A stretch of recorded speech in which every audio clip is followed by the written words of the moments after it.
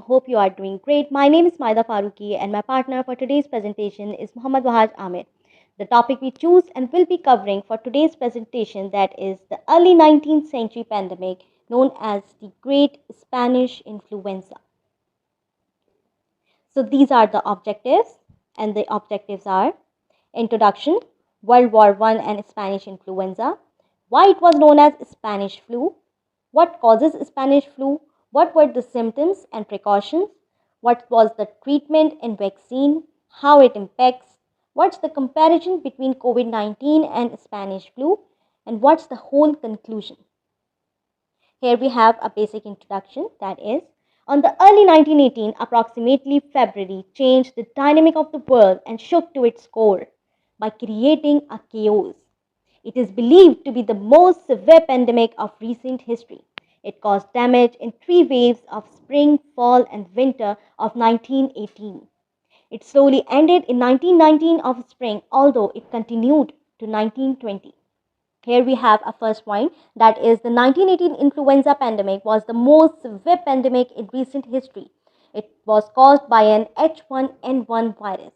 Here H1N1 is the swine flu virus. Here H stands for hemagglutinin and N stands for neuraminidase. Discoveries showed that this virus was caused by influenza A virus of subtype H1N1. So, what's the link between World War I and Spanish influenza? So, around one third of the world, that is 500 million people, caught in the web. That is estimated that it killed more people than World War I. So, where was the first Spanish influenza case reported and originated? So, just before the breakfast of morning of March 4th, the private member of US Army named Albert reports to the hospital of Kansas complaining that he is having a symptoms like cold that also includes sore throat, fever and headache.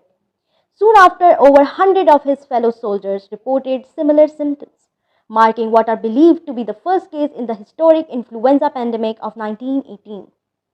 It was later known as Spanish flu. So why it was known as Spanish flu? Although it was originated and first discovered in US. Actually, Spain was a neutral nation during the war. There were no restrictions on its press censorship. They freely published and aware the people about the new illness that results in people believing that it was Spain specific. So, what causes Spanish flu? Since Spanish flu is a swine flu, it can be believed that it was caused by man to swine contact or a human contact through the swine feces. As it is written in the third point that their illness, which were known as la gripe. La gripe here is known as Spanish flu. So on the Western Front, soldiers living in the cramped, dirty, and damp conditions became ill. This was a direct result of weakened immune system that caused them in the result of Spanish flu. Now over to Wahaj. He will tell you what were the symptoms, what was the precautions, how it treated, when the vaccine came, how it impacts, and what's the comparison between COVID-19 that we have faced, the recent pandemic, and the Spanish influenza compared, and what's the conclusion. Thank you so much. As for the symptoms of Spanish influenza, its symptoms included a sudden and sometimes really high fever, dry cough, headaches and body aches, runny nose, chills, sore throat, loss of appetite, and extreme tiredness, which is known as fatigue. Moving towards its precautions for Spanish influenza were limited to non-pharmaceutical interventions like isolation, quarantine, wearing protection such as masks and gloves, no spitting in public, maintaining good personal hygiene like washing hands completely and often, limitations on gatherings, which included the closure of schools, colleges, churches, theaters, etc., not touching outside items, and use of disinfectants. As for its treatment, during its initial stage, there was no vaccine to protect ourselves from influenza infections and no antibiotics to deal with the secondary bacterial infections that people got as complications of influenza virus. Moreover, there were no machines to provide mechanical ventilation and no intensive care units. The efforts to control the influenza infection were limited to non-pharmaceutical interventions. In 1938, Jonas Salk and Thomas Francis developed a vaccine using a fertilized chicken egg and successfully inactivated the influenza infection. This vaccine was first given to a US military soldier during World War II, and its use for civilian population was approved in 1946. As for the impact of Spanish influenza, it is estimated that about 500 million people were infected with this virus, which amounts to about 33% of the world's population at that time. In addition, it killed 50 million people globally, from which 675,000 deaths were in the US.